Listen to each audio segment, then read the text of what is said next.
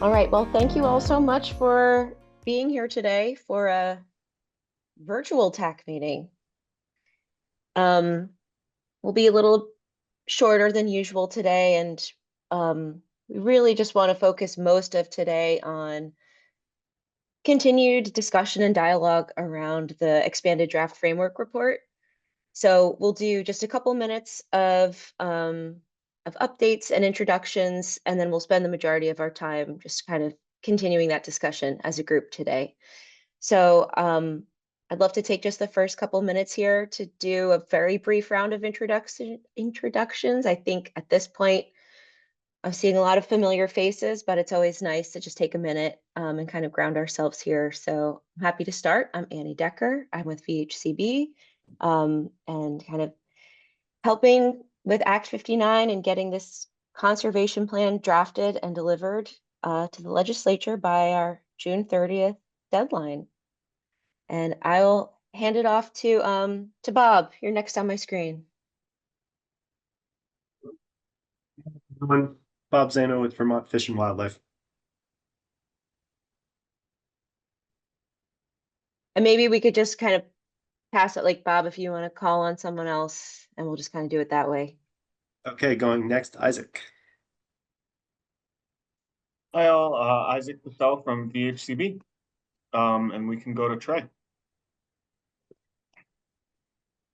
Hey friends, I'm Trey Martin of VHCB, and somebody asked me this morning if I was really tired of this, and I said, joked and we said, because it is like a lot of our time, but it's actually such a blessing to be able to hear from so many people, like the amount of Vermonters that we're getting to talk to and talk about what we do and love to do has been really, really exciting. So anyway, I'm feeling energized this morning, and I'll pass it to Krista. Thanks, Trey. I'm Krista from the Thetford Conservation Commission, and I'll pass it to Chris. Hey, Chris Campany, we're in a regional commission. I'll pass it to Rich. Wuli Wini, thank you, Chris. Kwayam Ziwi, Uesponziwi, and Delewizi, Lisal, and Dai Wantastagak, Tali Sukwakik. My name is Rich. I am here as a representative for the Vermont Commission on Native American Affairs and to advocate for including Indigenous voices that have not been part of anything yet.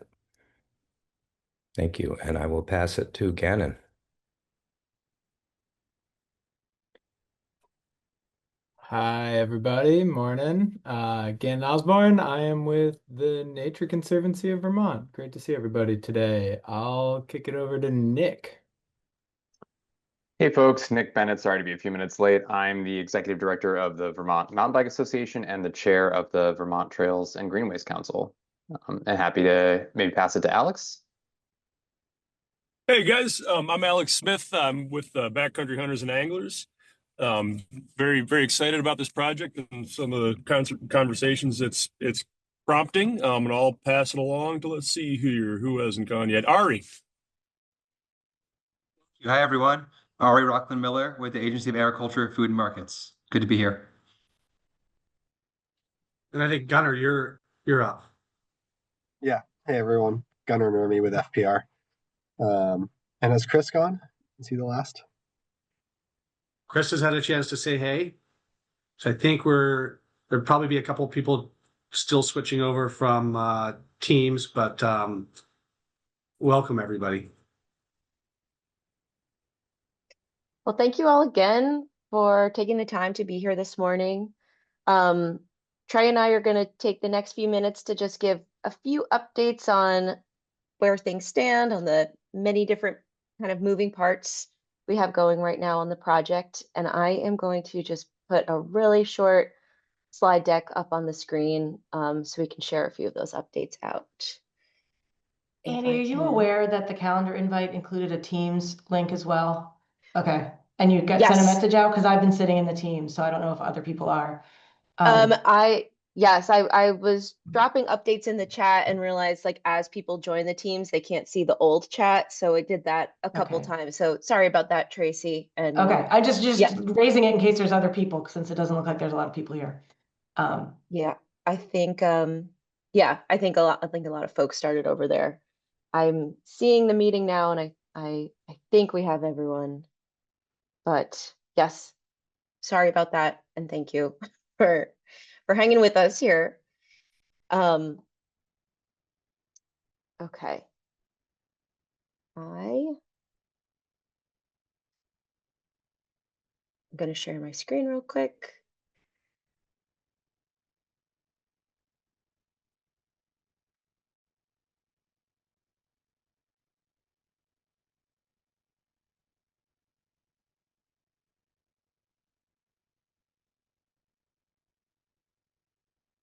Okay, sorry. Now I'm not used to using Zoom.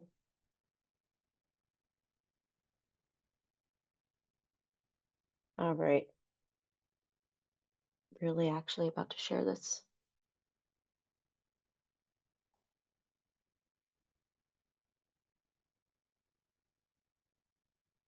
Okay.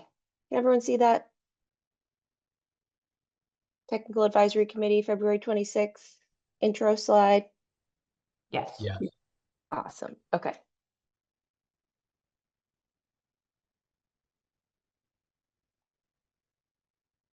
Okay, so we wanted to start out just very quickly, kind of confirming the TAC meeting dates for the rest of the year and really the rest of the project.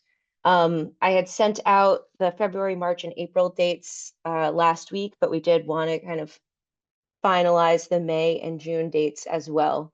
And we'll kind of follow this pattern for the rest of the project. So on March 19th, we'll gather, that'll be another hybrid meeting. So we will gather in person, but for anyone who needs to join on Zoom, we'll have that option again, and that'll be another longer meeting, that kind of 9 to 1 meeting that we've had more typically recently. And then in April, we'll be back on Zoom, this kind of a format. And then May will be our last real in-person meeting, and that'll be another 9 to 1 with the hybrid option. And then in June, we'll meet once more remote like this. So that's the plan right now. If as the plan is getting drafted, we think, oh, you know, it would be great to add another Zoom meeting or check-in here or there. We'll kind of keep that window open, but these are the real dates we wanted to get to TAC members. We picked these based on the feedback we heard from the dates we had shared out back in January. So I will send out invites for all these meetings now that they're set. But if anyone does have any questions or comments or still knows, hey, I can't make that one, or any issues, just let us know. But wanted to get these to you, and I will share them out as well by next week with invites. And then I did also just want to, I had sent a link when I shared the agenda with TAC, but the full draft expanded framework report is posted on the project website. So I did want to just kind of direct everyone's attention there. And as Trey gives us a couple updates on the different kind of outreach and engagement efforts that are taking place around the state, just wanted to make sure folks know you can find the full draft expanded framework there. Anyone can complete a set of survey questions related to each of the objectives, and anyone can also submit just email comments or questions about the plan. So as you are all engaging with your communities, and I know there's a lot of that happening through these stakeholder-led listening sessions, but if there are others you encounter who want to review the plan or comment or find out more about what's going on, please do direct them to the project website. That's really where we're hoping folks really review and engage with this material. So with that, Trey, do you want to give us a few updates on how all this exciting engagement and outreach is going around the state? Well, like I said, it has been really exciting to hear to meet people and meet them by name and share food and talk about what we're working on. And so generally it has just been repeatedly very warm exchanges of, you know, like it says here, interest, curiosity, and concerns. And we've really appreciated that. I mean, I guess to get a little bit more specific, we've had 4 of the 6 regional listening sessions that we wanted to do this spring, where we're talking more at the local level about what's happening regionally with varied groups of people, and that's who have been attending. We've had been visiting with landowners, with members of professional groups, from commissions to districts to land trusts to other 501c3 organizations who are organized around conservation or who are interested in it. And so it's been, people have brought a lot of interest in the process to those meetings. And what we've focused on doing is giving people a sense that this is an ongoing process, and that this, even if you're here in this meeting, the goal is not for you to begin and end understanding and giving us feedback, but like, here's how to get into the plan, here's how to understand it, here's the next deadline for feedback is 3/31, and then after that there'll be another round. So kind of really try to get people like wet their whistle and get them oriented in order to give feedback, and then more importantly to sort of focus on conservation and collaboration. That's one of the themes that people have really resonated to and that we've been insisting on, is sort of that, whatever it is that brings you here, which is always where we start, how does permanent conservation help? How can our recommendations in this plan help? If you're interested in biological diversity and connectivity, if you're interested in mountain biking, if you're interested in cultural access to the land, how this plan can make recommendations that fit into that. And so that's what we've been asking people to do. We have a couple more of those feedback sessions, one more in person on Monday in Rutland, and then one virtual one the following Monday. I would say, and then we have the same set of questions and the same, I'll come back to the stakeholder-led listening sessions, but same sorts of materials and questions that we're asking, so that we're not asking groups of affiliated stakeholders different questions than we're asking kind of in the regional listening session. So we're trying to collect the same sorts of data and answers to the same questions.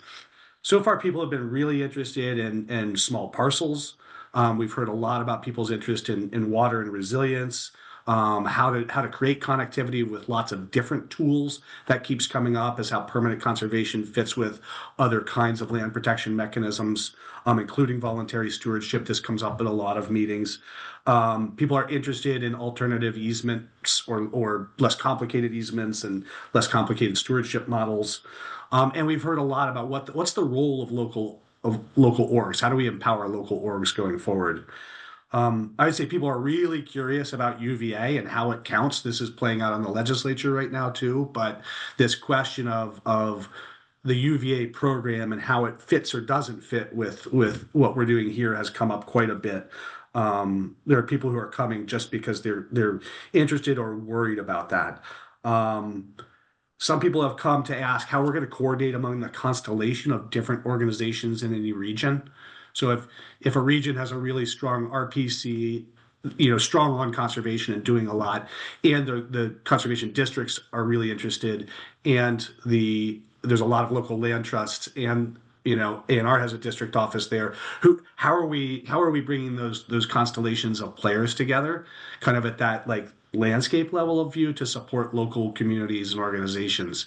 Who should be in charge, and how do we do it when it's different from region to region? Vermont has all these strong kind of regional mechanisms, and so that's really come up. And then Dan, I see your hand, and I'll just wrap up this and then turn to you. The concerns we've heard have been about flexibility. We have heard concerns, and how easements reduce flexibility. We've heard concerns about counting agricultural lands. We've heard concerns about how this overlays with Act 250. People are worried about the cost of stewardship at 50 by 50. How to focus on large blocks has come up sometimes. The impact on the education fund if land is changing use has come up. So, but mostly people have been very appreciative, and that's what I want to end with on this slide, is just to appreciate that through to y'all, because it's taken a lot of work to support all this and to support all this curiosity and interest and getting real concerns out on the table. So thank you to the TAC for helping us get this far. Gannon, go ahead, and then I'm going to just say one word about the stakeholder sessions. Yeah, thanks, Trey. Sorry if I'm interrupting here, and maybe you'll cover this, but that just sounds like such a wide breadth of questions and topics and really important information and things we need to address. And I'm just curious, and again, maybe you're going to talk about this, but how are you proposing to answer and address those questions? And is there a way for the TAC to help answer and address those questions? Like, are you planning anything for us to be involved in that feedback? So that does kind of play forward into the next two TAC meetings and what we want to do at those meetings. So what we've talked to Future IQ about is how to kind of gather this information so that as we've been writing stuff down in these meetings. That's been our kind of promise to people is that we're here to listen and take notes. We usually have multiple note takers, whether it's a big group conversation or some tables of conversations. So, and we're organizing that sort of pathway by pathway, but also pulling it up into and starting to build out like the set of themes that we're hearing about that are kind of at the objective level. And so that we will be organizing that through this period of feedback to bring that to the TAC and also to publish that. That'll be a part of the report that comes in is like, what did we hear about all these things? So with that information though, Gannon, I think where we go and for all of you in the next couple of sessions is like, okay, so with that, how do we describe to the legislature how to use our existing capacities and funding to really address these big themes? Like how do we prioritize actions and prioritize capacity and stuff, and then what are the programs that need more, and what are new programs that would need to get going, and what would they need? So it's like what we want to do is pull from the feedback up into the sort of the broadly important themes, which you can help us to identify, and then to say, okay, here's how from there you can identify what the sort of actionable or the most sort of prioritized themes and initiatives are within this set of recommendations. I mean, the matrix does a good job of it, or the framework does a good job of it already, but then kind of pulling that up and saying, what are things that are critical to be doing to meet the 2030 vision and goals? And what are things that are really important to be doing to meet those 2050 vision and goals? And then with other stuff, where does the work we're doing with permanent conservation ultimately sort of transition into the work of another initiative or plan? So at some point, this work stops being about permanent conservation and it starts being about land access and supporting people and alternative tenure models and et cetera. But it's the conservation part of it becomes less important than something else. Or at some point, it becomes more about like the infrastructure that's being built and the care that's being taken of a sort of a through trail or a mountain bike trail, or of the stewardship and supports that make an agricultural business viable. So there's a flow from the conservation vision and goals here to the viability of those various other initiatives that surround this. So that's sort of a third way that we're thinking about it. Does that make sense, Gannon or others? Yeah, that's helpful. I was just thinking that, you have a lot of expertise in the room here, and that was a very broad set of topics that I'm sure you're hearing, some of which I'm sure are really valid and important, and maybe some of which like Vermont Land Trust has been wrestling with for 50 years and could be like, oh, here's how we address this. So that's just kind of what I was thinking. So great. Thanks for explaining that, Trey. You're welcome. And yeah, we do. That's what we anticipate the final, the next tax sessions being about is like first, like how do you even describe sort of prioritization in a broad framework approach like this without picking winners and losers, which we're not interested in. We're not interested in saying this one action is so much more important than this other action, but sort of saying how do we thematically uplift these things in a way where things get connected together and there's collaboration and there's recognition of how the pieces fit together. And so I think there's some chance for us to look at that puzzle as a group of experts. And then the other thing, so to segue back to the stakeholder-led listening sessions, is that a lot of TAC, the constituencies that TAC members represent, as well as some others, are holding these stakeholder-led listening sessions. We had much more interest in this than we anticipated. We had budgeted to do about 12 to 15 of these, and we're going to give out 30 grants, I think. Is that right, Annie? And so we're really leaning into and supporting that with groups, especially those who haven't otherwise been involved yet. But I think TAC members could really help. And I've suggested this in my initial meetings with folks, is like really think about how you want to use this as a chance to do both education and outreach, but also to help organize the kinds of this like what I just described, Gannon. If you sit down with a group of recreationists, you're also going to get a broad range of ideas. So, Nick, if you're working on this with VOBA, how do you focus that into the themes that have emerged, and how do we focus that into addressing the questions and tensions we've been talking about all along? So I think that's another way TAC members can help, is by leaning into and supporting those sessions. And VHCB and LAOB and ANR will also, where we've been asked to support in person, do that as well. And then we're certainly doing a lot of meetings behind the scenes with folks to talk that through. But if anybody wants to be, follow up with Annie or me about how to really jazz that up and support it, just let us know. I mean, as I look at the screen, almost everybody I can see is part of a group that's doing a session or has done one already. So, Tracy, go ahead. Can you give us the list of who's doing sessions so we can share that and also understand? Because I think Totally. VLT is going to do one. We're going to reach out to all the other land trusts and offer to, have landowners.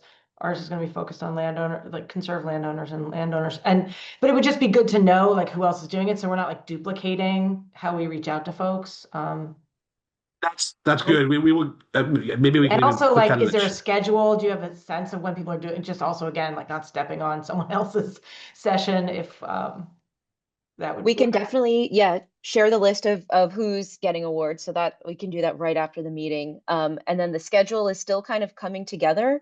So I can think about, maybe we could share an update weekly on, here's how the meetings are coming together. Here's when these different groups are planning on meeting. That's as contracts go out the door, which is really fully happening in earnest this week. That first deliverable from folks is, okay, confirm your final meeting date, time, and location. The initial list we have does have an estimate of when those meetings might happen, so I can share that, but some are specific, some are really broad. So we're getting more specific now that those contracts are going out. But I can maybe just providing those updates weekly, or kind of a couple touch points throughout the week, because these, as this picks up now, we'll be moving pretty quickly on all these.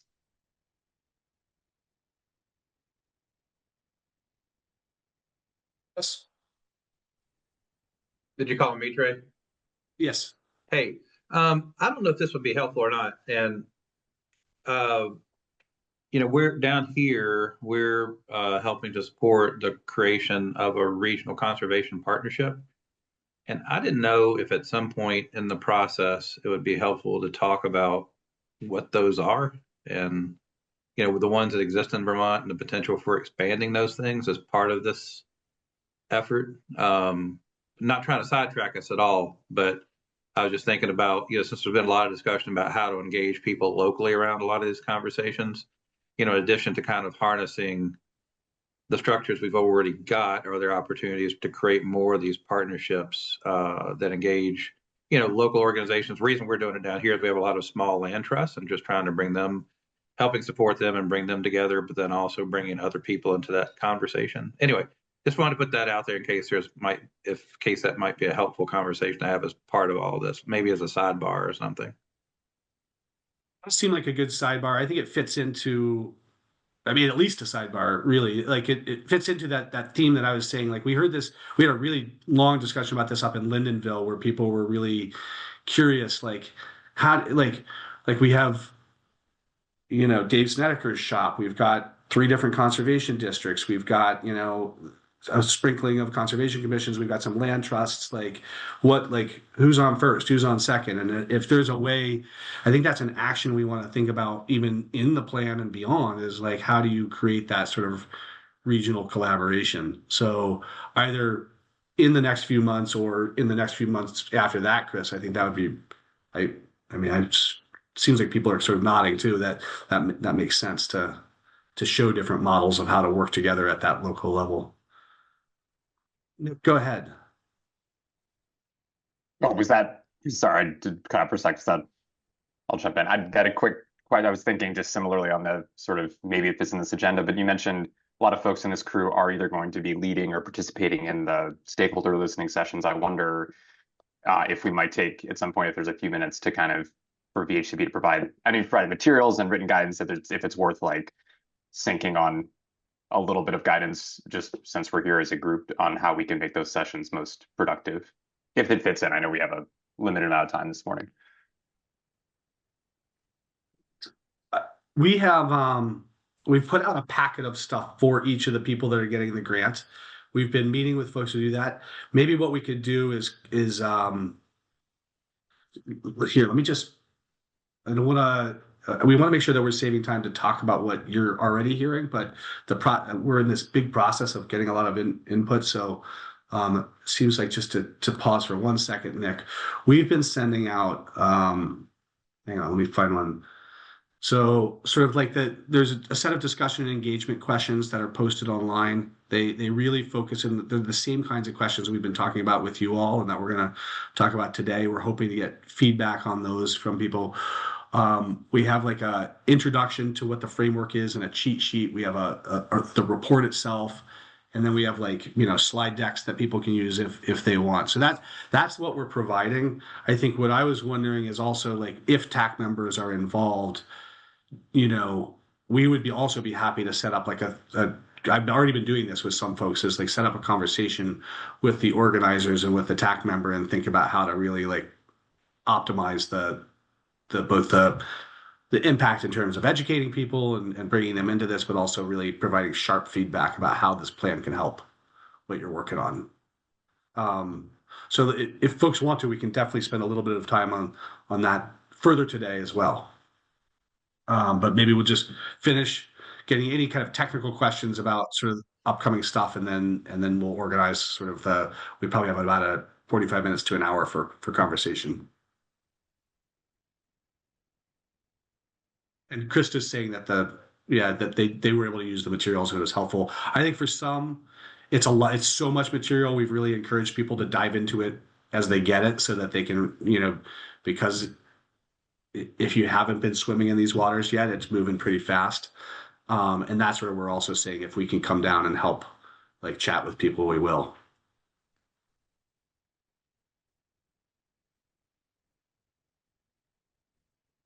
Anyway, Andy, let me hand it back to you. Let's kind of, I think we're just about done with updates, and then we can kind of dive into wherever you all want to go. That sounds great. Yeah, and it's great to hear these questions, all very relevant topics for conversation. And Krista, I'm also glad to hear that your feedback is that those materials were helpful. So I think, like Trey said, maybe we could reserve a little time at the end of this meeting to continue that conversation, or set aside some separate time to talk through how TAC members can help support those stakeholder-led listening sessions. But for now, we did just want to share quickly an updated timeline. So this is very similar to what we shared back in December, but just kind of adjusted with updated dates. You'll see the timeline just keeps getting shorter and shorter as we approach that June 30th deadline. And I will share this slide deck out after the meeting too, so you don't have to like internalize all of this. But just to really show the flow of kind of what's ahead for the remainder of the project. The draft expanded framework report, that's the draft of the plan that includes all the actions. That's what's live right now. That's open for public comment through March 31st. And that's really for these regional listening sessions and stakeholder-led listening sessions. That's the draft that's out and public, and what we're having kind of this round of input and engagement really surrounding. As we kind of enter the next hour of this meeting and discuss this draft, I did just want to say and acknowledge when we gathered in January, the TAC saw a draft of this plan before it went public, and we had a great conversation that day, received a lot of great feedback from TAC members in the room, and then some additional written feedback from a number of members after that meeting.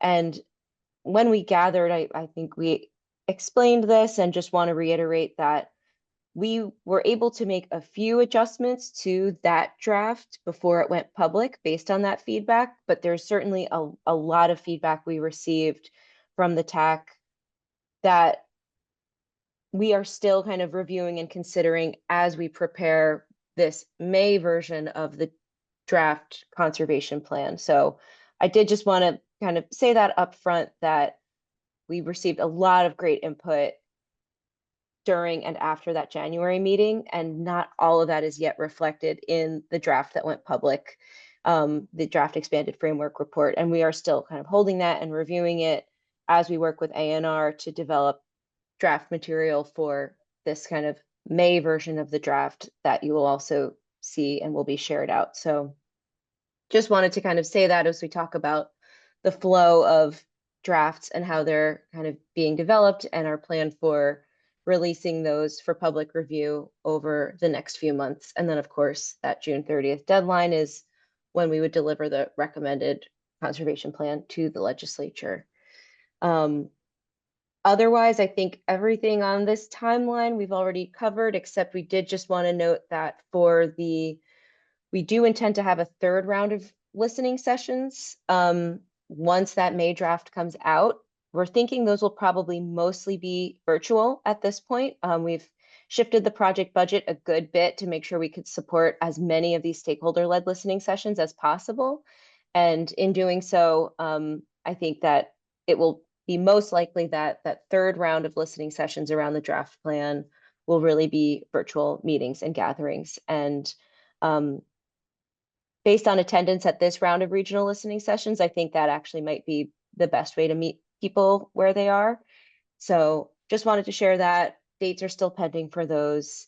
And again, I'll share all of this out after the meeting, so you don't have to capture it all now.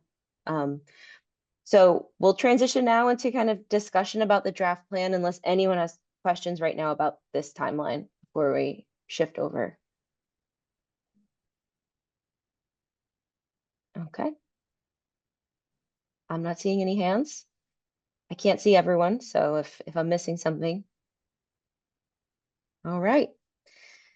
Well, let's then transition into kind of continued discussion around the draft expanded framework report. I'm not going to keep this screen up the whole time. I think it'd be much nicer to see each other's faces, but I did just want to kick us off by sharing these are the questions at the regional listening sessions that we're using to kind of kick off discussion around the draft. So we wanted to share those, and if these are helpful for our discussion today, great. And I think as TAC members, you are really involved and familiar with this draft. So if we want to go deeper, or this is really your time to discuss with each other and with us kind of what you're wanting to see in the plan, what might still be missing.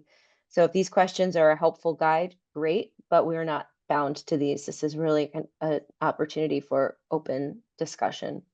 So I'll keep this up for a minute, and Connor, maybe you could help me take these questions and drop them in the chat, or Trey or Isaac.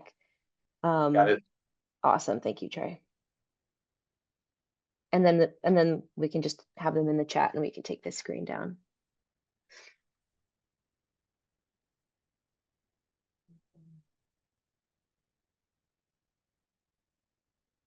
We've also just about to send you all in the chat just a list of orgs who we're working with the sessions.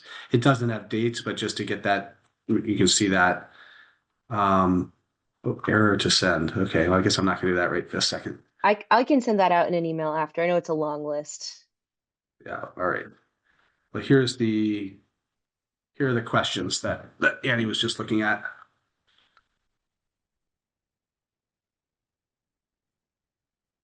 And I see Chris has his hand up. Take it away.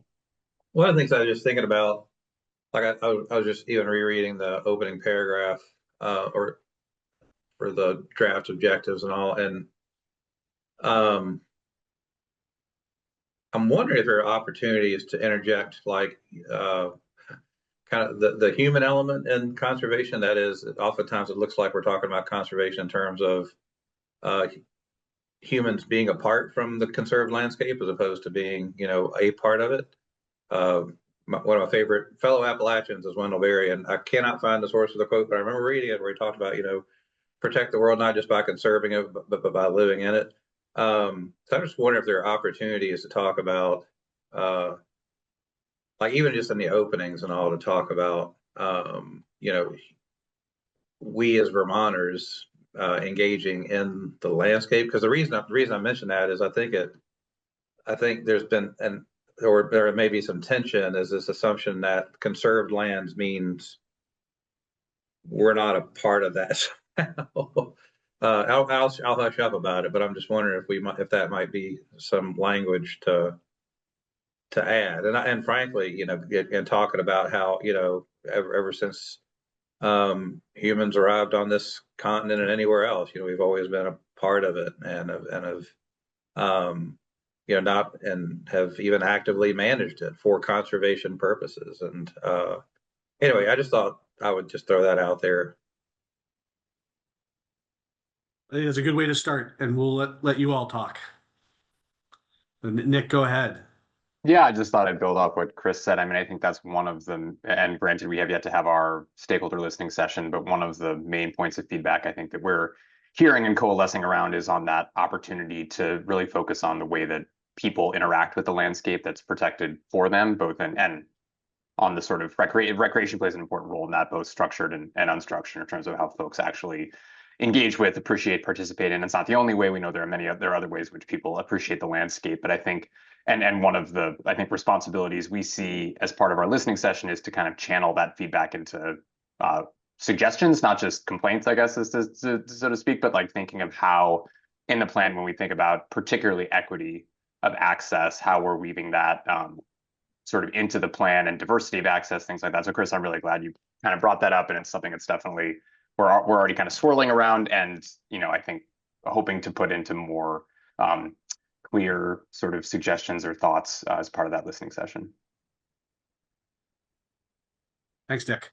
I mean, all of you are, I hope you're also hearing that, but then what I'm hearing also is how do we sharpen that? So let's, keep it going, that.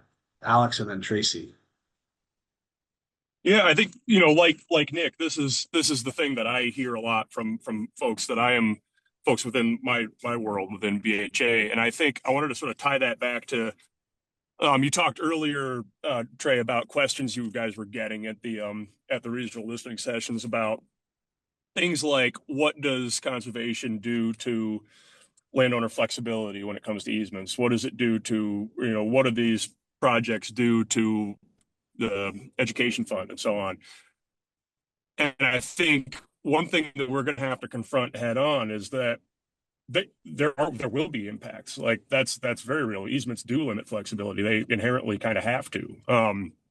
And increased conservation or conserved land might negatively impact the education fund. So the ultimate answer to that has to be you care enough to tolerate that, and that's where I think like really doubling down on the part of this that people see themselves in, and emphasizing the beneficial relationship, not just for theoretical and non-tangible things, but for their own personal lives. It's where you build enough value to overcome the consequences of conservation, which do exist.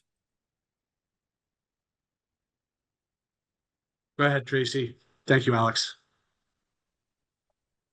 Yeah, I think what I was going to say builds a little bit off that, Alex. I think for VLT, I think our biggest set of feedback is just to make sure that this plan is an opening, not a closing or narrowing of opportunity, that we, in the name of wanting to prioritize or incentivize, we actually make it harder to conserve land, make it harder for landowners to participate, and make it harder for them to own conserved land.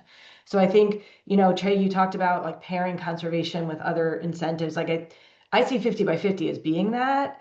And so I think it's really important to name that, in the name of wanting to accomplish a lot, that plan is huge. It has so many initiatives. Part of that's because this is about a big tent, and we really agree with that. At the same time, we have some concerns about, just looking for unicorns in terms of like conservation opportunities, because we want everything in there. And so it's going to be a real art to not do that, because I really hope that's not the goal here. I don't think it is, to make it harder. But there's, ways we could end up doing that in the name of prioritization. And so thinking about like, what are the incentives? What are the supports for landowners that are coupled, and communities coupled with conservation that go to your point, Alex, that make conservation worthwhile to have in your community because you see the benefits. And I think that relates to Nick too, just the equity and access piece, but also like around the access piece, blanketly trying to put public access in every conservation opportunity can also have like the exact opposite impact in terms of making it hard to steward those easements, making it hard to be a landowner with that kind of restriction, depending on where your land and your house and other people's houses sit. And also just like people not wanting to conserve because of the requirements. So for us who work with private landowners, it's very much around like, how do we make sure we do really great conservation for this next group of conservation projects, but also don't sit around waiting for like something perfect that won't come. So I'll stop there. Thanks, Tracy. This is Chris. Thank you for getting us started. This is great. Krista, let's keep going. Thanks. So we had our stakeholder listening session last week or 2 weeks ago for conservation commissions. So I just wanted to share like a brief update on what we heard.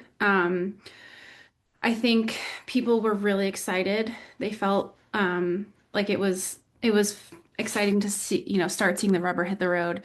I think one question that came up was flexibility, and several of you have already mentioned this. I think specific to conservation commissions, one of the questions was like, well, I guess it's not necessarily specific, but I think maybe we could benefit from a little bit more language that says something to the effect of like, we're looking for people to like find a way to plug into this plan. We're not saying that everyone has to do every single thing in this plan. So for example, like, there's one of the actions was like, promote public use of private land, including hunting, gathering, foraging, or something. And there one person in the group was like, foraging is completely unaligned with our goals as a conservation commission. It's actually hurting our landscape. We really don't want to encourage it. Like if I like, am working on this, if I'm engaging with this plan, do I have to do foraging, right? And so I think like maybe we can include some more language that's just sort of like these are like suggestions in a way of like, potential ways that you could achieve some of these pathways. We're not saying that every single organization needs to do every single thing in here.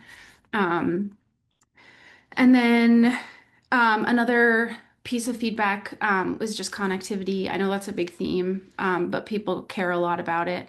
And especially like at the hyper local level, I think there's a really open question of like the decisions that we make on a tiny little parcel in Thetford, like how can that then contribute and like ladder up to the bigger goals at like a more regional level for connectivity, and how do we make sure that we have the tools to be making those connections? And then there's all sorts of other, funding is always a big thing that comes up. How the heck are we going to pay for all of this? But I think and then one last thing that came up was conservation commissions have historically had there's like a lot of there's not a lot of shalls. There's a lot of like, I don't know what the other word is. It's shoulds. The one that's like non-binding legally. And so conservation commissions have kind of evolved to have different focuses, foci. So like some conservation commissions are really involved in like, working with their planning commission and like doing like bigger projects at that level. Some of them are literally just a bunch of volunteers who go for bird walks, right? And so like, I think there's some questions around like what flexibility is there to like continue pursuing whatever your particular group's focus is. Like, someone from my neighboring conservation commission was like, I don't really want to do any of these things in this plan. I just want to like have bird walks. And like, is that okay? Like, is that enough? So I think that like there's variability within our constituency too, is maybe my point. So those are just my takeaways briefly from our session. Yeah, thank you. And I see another hand here from Nick. I think out loud sometimes, so tell me to shut up if I don't want to jump in front of anybody on comments, but two things came to mind when folks were speaking. One that just came top of mind based on Chris's comments that I thought I would tee up, which is even the title of that pathways or the overall section is conservation for communities. In some ways still connotes that like we know what's best for you. I don't know, that's not the intention, but I do think there's an important element here of like to identify through a value framework or whatever, which the plan definitely lays out, but just like I prioritizing what values for those communities and having the plan enable them to effectively pursue conservation. So that was just something that top of mind. And I remember I made a note in the plan thinking like, is this the right word? Because it kind of maybe takes us down that path. So that was one quick note.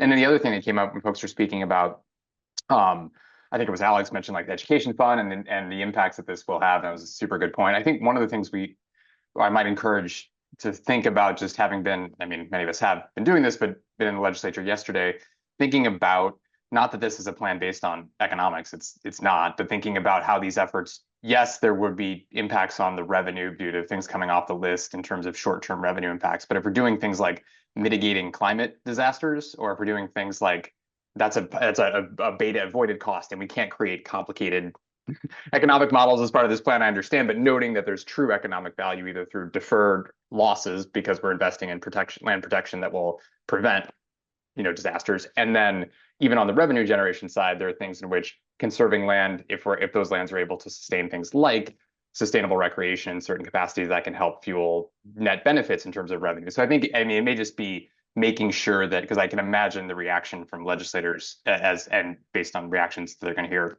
next week in town meeting week will be on this, like anything in the near term that has a reduction in taxes or potentially implicate or increase taxes for individuals is going to be a hard sell. I think it's important to note that there are a lot of very much economic benefits that this plan will generate, even if we don't model them explicitly. Thank you, Nick.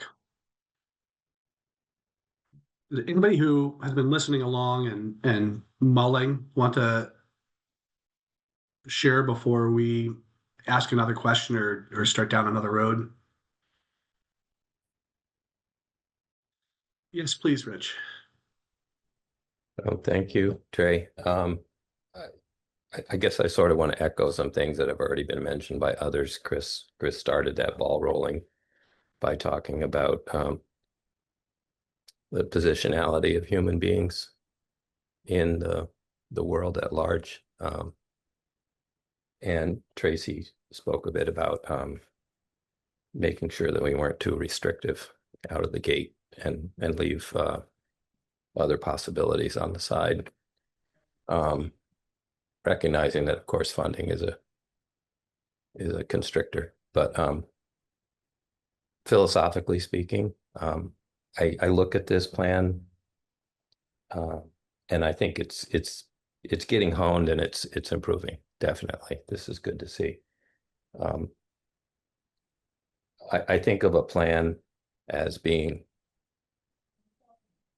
based upon aspirations and guided by inspirations. And I want to make sure that some of those inspirations are included so that we don't become too restrictive and get caught up in ourselves. Trying to figure out how to say this. This is sort of it's a cause and effect type approach. We make a plan, we take actions, we move down the road. It's not necessarily as holistic as Chris was suggesting, with human beings being within the landscape instead of on top of it and taking action. There needs to be some way of accommodating the recognition of human positionality in all of this. There are other ways to go about things and to look at things, and this is one way of doing that.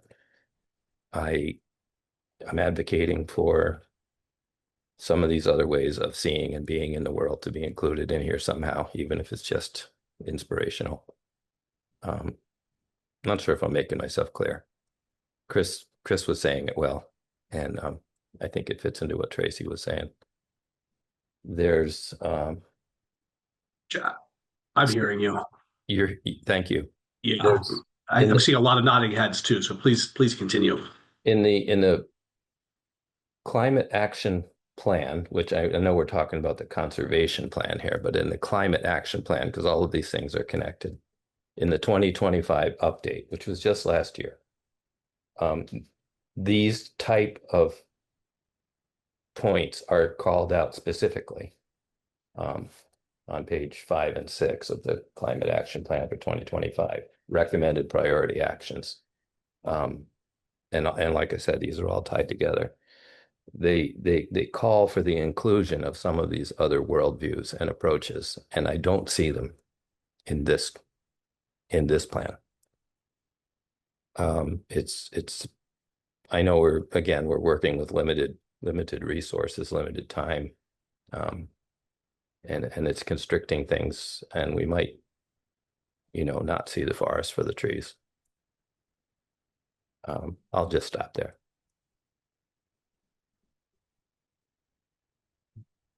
I don't know if I used the example of the forest and the trees most of all the crucible metaphors in my life, Rich, but it's we all use it all the time, and yet it's so powerful, and it's also metaphorically apropos. Well, thank you. Do people have other, rather than me responding again, I want to see if other people want to respond to Rich, who I think subtly moved us in a new direction with his questions here.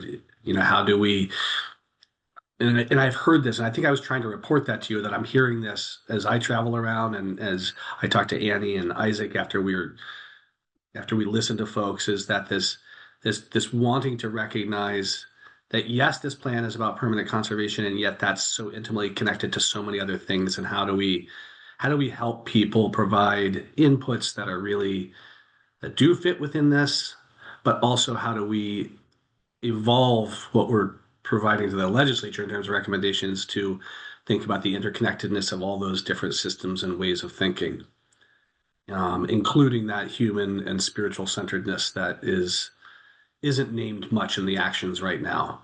I think it's alluded to, or it's lurking there, but it's not lurking in a bad way, but its spirit is there in a little bit. You can feel it, but it's not strongly articulated. Anyway, I found that really helpful, Rich, as a pivot point in the conversation. But what do others think?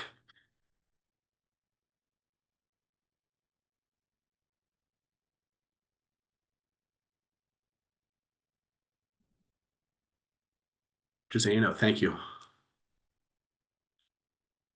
I guess the question, really appreciating the conversation and all of this, but maybe a question for Chris or Rich or others is, do you have suggestions on how to bring that human element in a way that lifts up both people and all the other species that are trying to be recognized with the biodiversity component of this plan, and sort of how to just keep weaving those together in a way that brings everything up through the plan?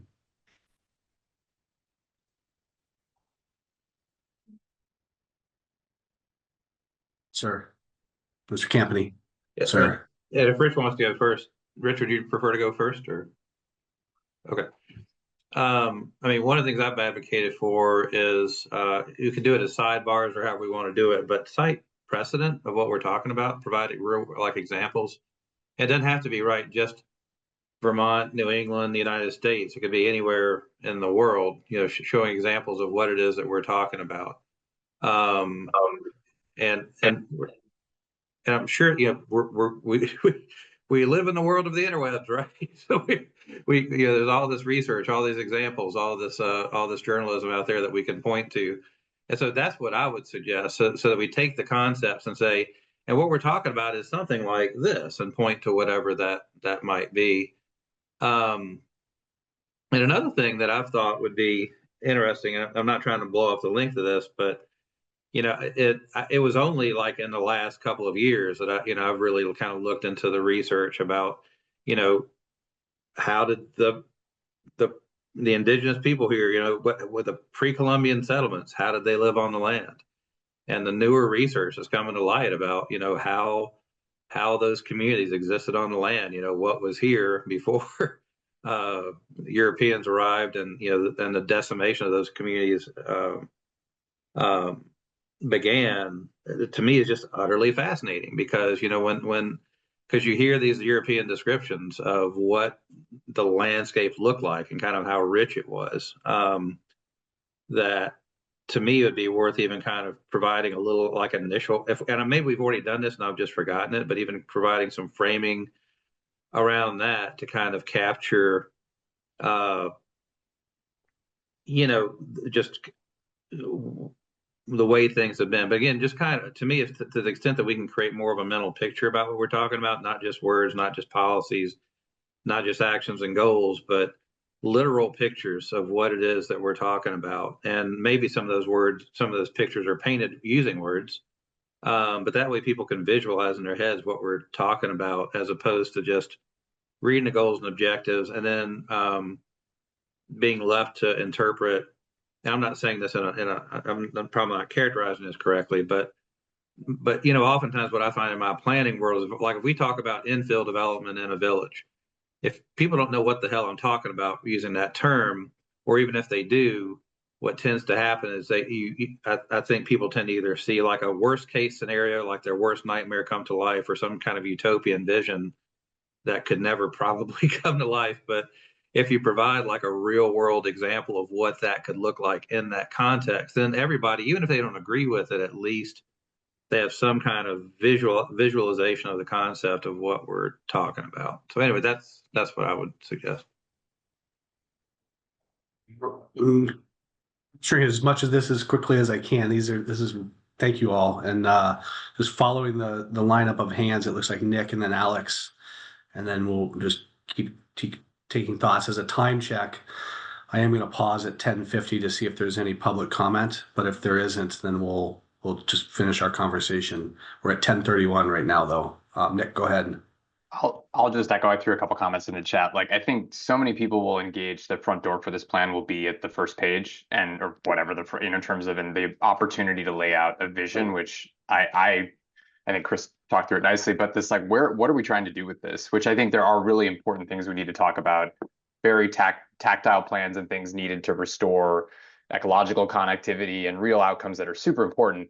But I think this idea of like, here's how we're trying to get to a place where humans are integrated in a sustainable way with the landscape that includes respect. It includes mentioning the other sort of, as Bob touched on, like non-humans in the landscape that need to, exist and thrive. And so it does feel like a lot of people might just stop there, honestly, like that if you're a layperson that's gonna, and to say, oh, I get where you're, and it's our responsibility to make sure the plan actually does adhere or is consistent with that vision, whatever that might be. But it feels like that is, and that I just note was that feels like, and Rich, I think you did a good job articulating, like, that's not a action plan. That's the, like, what is the place we want to live in when this thing is, if it's successful. So that was just my only comment. It does feel like that should be front and center as people approach the plan.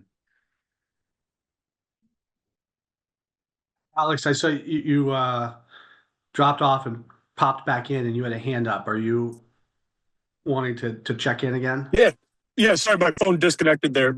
For a second there. Problem. But yeah, I just wanted to sort of to speak to what Bob had just said, because he's sort of echoing this thing that's been like ringing in my head this whole time, which is that I am coming at this from a very, I'm representing a hunting group. It's a very human-centric way of looking at Act 59, the lens that I'm looking at it through. And I think we have to recognize that Act 59 is not all about humans. The biodiversity doesn't have much to do with humans. And protection of biodiversity and getting our interests out of the way is part of that. And the way that I square that circle in my head, and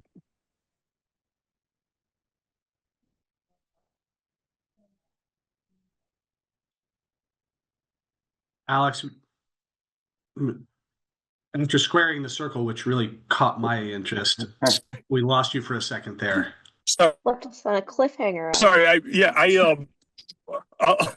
I'll make this quick in case it drops again. But I guess the way that I look at this is that the protection and the protection of biodiversity and of the land that it requires comes from an ethic that people's closeness to the land it creates. Like that's the way that sort of my way of looking at this is that advocating for access is in a way advocating for us maintaining a biodiverse landscape, and that the people's closeness to it creates an investment in it and creates and propagates and promotes an existing land ethic that is ultimately the way that we have durable protections for the non-human element of the project. Sorry, that was so choppy. Once you got that last bit flowed nicely, we caught it loud and clear. So thank you. What else, folks? Just anybody want to respond to anything they've just heard? Or is there anybody else who hasn't had a chance yet who has been mulling for a moment? Back to Rich. Yeah, go ahead, friend. Oh, Willie Winnie, thank you. To Nick's point about there being a front door for people to enter through and set people's minds and hearts in a good direction. I look at Act 59 itself, which is the starting point for this, and I look at what's listed in Section 2, right at the beginning, the findings of the assembly, the committee and the assembly. And the findings are what sets that stage. And as we go through this, maybe I'm looking at the latest copy of that Annie sent out of the draft objectives and all that. And maybe I'm missing something, some kind of a cover or introduction here. I'm not sure right now. There's so many versions floating around. But Section 2, which has the findings in it, kind of tells us why we're doing this. And it doesn't really show up in the plan. This is just a bunch of goals and actions. And we kind of lose the vision to some degree. The door's not there. And that's where I think we can provide possibilities that are really important to keep in mind as we go along.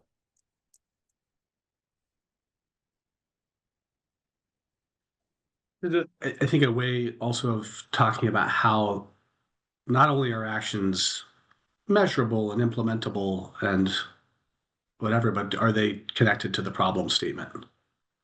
In this bill, I think that the findings, which I think only evolved through the first committee's work on this and didn't, as the plan, the details of the plan itself got updated, the findings didn't kind of continue to grow, but they did grow a little bit but they do function as a problem statement. And I think we certainly will have a lot of context supporting this framework. The plan itself will not just be this set of objectives and pathways and actions. That framework, which is the bulk of the plan, and it spreads out the broad focus of things that we're hoping that we might be able to accomplish, has to be contextualized within sort of the background, the vision, et cetera. But these are, as I'm writing this all down today, these are values that I think we have all shared and talked about. These are values that VHCB cares about, and our board, our staff, and the people that we work with. And so I think it'd be fun to see how as TAC members, you can help us shape the opening to this. So as you're thinking about this, your feedback, I think giving feedback on framing and context and making this live for people is helpful. I also think Chris popped a project, Wyndham Woodlands, 2013 Wyndham Woodlands project into the chat. And I was definitely thinking that examples, whether it's case studies or data sets or things like that from TAC members that illustrate the objectives and pathways and actions, is something that you all can really help with. And then I think the other thing, going back to the initial conversation that Nick asked, how specifically can that be helpful in the stakeholder-led listening sessions, to the extent TAC members are participating in those, is to think about how we help groups articulate what they need to bring to merge permanent conservation, like the kind of this legalistic part of this act with this spiritual part of it. What are people doing and feeling and being on the landscape And the legislature wants us to know, as we measure increased investments in permanent conservation, how are we meeting that vision? So how again, what are the kinds of things people want to do? How does this help you if you're trying to do cultural connection with the land, or you're trying to do agriculture, or both? Um, anyway, go ahead, Isaac. It looks like you had a hand up for a second there. Yeah, no, I have a curiosity. I mean, I think what I'm hearing is that like the upfront framing, the lens through which all of these actions are read is really important, and that there's some important framing that people would want to see in that. And the wondering I'm having is that we do have context around vision and equity considerations, and I think there is an intention that that language, which is sort of littered throughout the plan, is holding some contextual weight. And just as you've been reflecting on it, and as I'm reflecting on it, and this is conversations that have been happening behind the scenes, is what's the best place for that to exist? Should it be pulled up and put up front, and that's where it exists? Is it buried in the plan? The goals, vision, and equity considerations, which are throughout each pathway right now. So I wasn't sure how that was landing with folks. Is it making it busier than it needs to be, and really that should be pulled up to the top? It feels somewhat relevant to what people are putting forward as it relates to context, but so that's the thought I have. So if people have thoughts on that, happy to hear them, and if they don't, then that's also fine. Yeah, thank you, Isaac. Are people tracking that question? It's about the architecture of the framework, which includes a little blurb about those things. I think if we assume that people are not necessarily going to read the whole thing, they're going to sort of look for specific places to plug in, then I think it's valuable to have that sort of preamble for each one. Because if it's their only, if this is the only thing they're going to read, then we want to have those vision and values up top, even if it feels redundant on the whole. And then I'm also hearing that how do we pull that forward and really make sure that the opening vision and values statement, that the initial part of this, which hopefully people read, that whatever introduction 2 pages there are, that really jumps out of those sections and it is consistent there.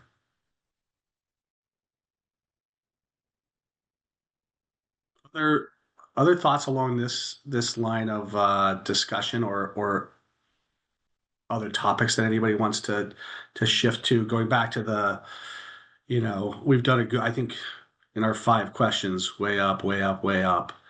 What's something that jumps out and excites you? What's something that's missing? What's something that's not clear? How do we create the most sort of effective collaboration? And then what do communities need?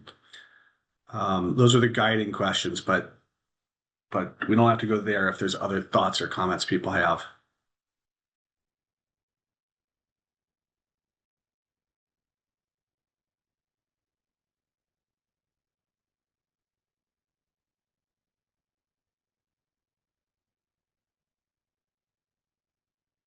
Okay. Um, I might see, is there anybody here it doesn't look like anybody's here just as a member of the general public, but if I'm somehow misunderstanding anybody's presence and you'd like to make a comment, I'm going to just pause for that right now and make sure that in the recording we've done that. But hearing none, I'm going to say that we've done that, and I'm going to ask you all: is there anybody who hasn't had a chance to share today who wants to? And if not, do people want to end 15 minutes early and take this time to get another cup of coffee before your next meeting, or a herbal tea? Fermented drinks are also okay in the morning. I don't know if I Bill? have a coherent thought here, but I can try to fill some space. I've been wrestling a lot with just thinking a lot about what Chris and Rich have said throughout this, of like trying to create a better framing for how to integrate the concept of humans and nature, not the separating humans from nature. Um, and so I think that's really important. I I think there's a lot of that in the literature and examples from around the world that we could pull from. So I really like that idea. Um, but I also think that part of the act is calling for us to find a better balance of that in our conservation work and in our communities. That I think it's challenging us to saying that how we have created that balance between our human needs and our communities and the natural world around us has not always been sustainable, and that we need to do a better job to integrate those two things and to protect the natural values of Vermont. So yeah, again, not sure if I have like the coherent thought wrapped together, but just wanting to make sure, like to Bob's question, that in addition to bringing through that human element, that we are really cohesively weaving together the human and ecological values as intricately linked and challenging how we have done things historically, both in our communities and in our conservation work. Like we need to improve how our conservation work protects community values and ecological values together. So, uh, I love the idea that Chris and Rich have raised, and just thinking about how to do that cohesively throughout. Thank you, Gannon. And then I see hands from Nick and Rich. Thank you Mine all was for not yielding the time. We'd rather hear from mine you. was a process question if we had time. If folks, going back to the comment earlier, like I'm curious knowing, particularly Krista had, you've hosted a session already. We're actively planning ours for the 9th, and if there's some suggestions, I mean, we have these discussion questions, but we're kind of thinking through how do we try to facilitate the most effective and structured conversation around those points. So like anyway, if we had a few minutes and folks had ideas or wanted to riff on that, I would be happy to participate in that. That was just a not thoughtful, just a process question or comment. Well, I think other people might like that as well. But turn to Rich first, and then we can kind of see what thoughts folks have, and we may have a couple of thoughts too. Thank you, Trey. Just to get a couple things out of my head before they disappear, because that happens easily. Uh, with more meetings coming up, I recognize we probably are all in a similar boat. By way of providing that door to walk through, that vestibule to set the stage, and by way of providing specific examples, pictures, whether they're painted with words or otherwise, as Chris suggested, and then maybe in the forms of sidebars, so that they stand there and are present. I think it's important, as Gannon was saying, I believe that there's really nothing in here that talks about why we're doing this. That's in the findings, in the Assembly's findings. Why are we doing this? We need to kind of name and admit that we are doing this, and we have to do this because we haven't done this. And we are in this pickle because of past actions or inactions. And one way to call that out is to point out like how far we have come. And we're in a position of trying to mitigate damage instead of reversing. We're just trying to stall everything. And we're not changing behaviors and patterns. This is kind of the philosophical background to this. And just to give you a real quick example, something that I use sometimes when I do presentations here in Wantaghtaguk in Brattleboro, there's a historical account of the Reverend Ezra Stiles traveling up the Connecticut River from Connecticut with a party of surveyors to lay out the town of Draper, which is now called Wilmington. And they came up to what is now Brattleboro, and they turned in at the West River, which gives this place its character. And they entered the forest, and he said, because he wrote everything down. Ezra Stiles is amazing repository of reference. He said, when we entered the forest, I saw a white ash tree in front of me, 5 feet thick and 100 feet to the first branch. That's what we need to be thinking about. And my point that goes along with that is 30 years later, that tree and every tree around it was gone. Gone. And we need to keep that vision in front of us. So that's the kind of thing you can put into a sidebar. This is why we're doing this. What will our children and grandchildren know? That's it. Time yielded. I also I think a lot of people haven't seen that in their lifetime, right? So like I've never seen a white ash 5 feet in diameter. So it's almost like bringing those stories out helps people envision like what's possible because right now like we're sort of restricted. Our sense of possibility is restricted by what we see, and what we see is a very small subset of what is possible.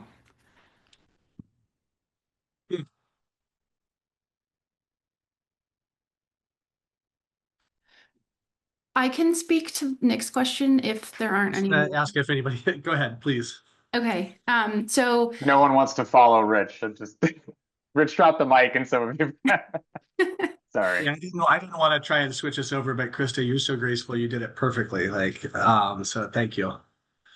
So for our stakeholder listening session, the way that we structured it was we had a brief introduction at the beginning, sort of saying like, what is the Vermont Conservation Plan? Why are we having this meeting? Then we did sort of like a 10-minute presentation on the actions in the plan that are specifically relevant to our stakeholder group. So we pulled out every action that seemed relevant to conservation commissions and we just blew, like it was really quick. It was like one slide, boom, boom, boom, just like giving people a sense of like what's in it for you. And then we went into breakout rooms where we used the VHCB discussion questions as kind of a grounding point for the discussion. And then we came back to a large group discussion at the end. And I would say that one thing that worked really well for us that I found useful is that we used polls. So our meeting was online. It was a Zoom meeting. We used polls, and we did like 4 throughout the meeting. And that was a really useful way to collect data. So like we did one right at the beginning that was like, how are you showing up in this space? Like, what are your top concerns or questions, as a conservation commission? And then after we presented on the actions, we did another one on like what jumped out at you, what do you want to know more about? And then after the breakout rooms, we did another one. So like I think those were useful data points to check in as the discussion went along, and also gave people an opportunity to just have another way of providing feedback. They didn't have to speak up in front of the whole giant group if they didn't want to. So Yeah, Nick. Were those, just a question, were those qualitative or also quantitative? I mean, did you have, I guess, multiple choice or free response on the, I'm just curious. we did both. So we had some free response. We had we had like a scale that was like on a scale of 1 to 10, how well do you feel like you can see yourself in this plan, or how well do you think it represents conservation commissions? And then at the end, we had like a checkbox multiple choice that was sort of like, what do you need in order to succeed? Like, more money, more technical assistance, etc. Check all that apply. I can send them to you, or Gunnar probably has them too. We can send them to you if it's helpful. Yeah. And I was just going to add one more thing. I also helped out with that listening session, and the breakout groups we organized by region, which maybe is a little conservation commission specific, but if there's opportunities if you're doing a virtual meeting and doing breakout rooms, to organize them in a way that kind of to create more togetherness around the people in the breakout rooms and spark kind of more conversation that way. That seemed really helpful. It strikes me as you all are talking about this, that when we're preparing for the final set of like sort of virtual feedback sessions that we're going to do, that it'd be fun to get some help designing those from you after you've gone through these, what worked and what didn't work. I'll add one more thing, which is well, let me piggyback on first and say that providing people multiple ways to give feedback, I think we've really tried to do, is to say, if you only want to like talk today, listen and talk. We're trying to take notes down, and that's sufficient. But there's also, there's these guided questions. You can go back and send me something that's considered, or you can just send me an email with random thoughts. Just like there's lots of ways to do that, or give me a call and we'll talk and I'll take notes. So that's one thing that I think we've tried to do at the regional listening sessions, is uphold any form of communicating about it. And then the thing that felt the most natural to me, and it felt the most natural last week, I was talking to a group of college students, and it gets to the why, Rich, and everybody.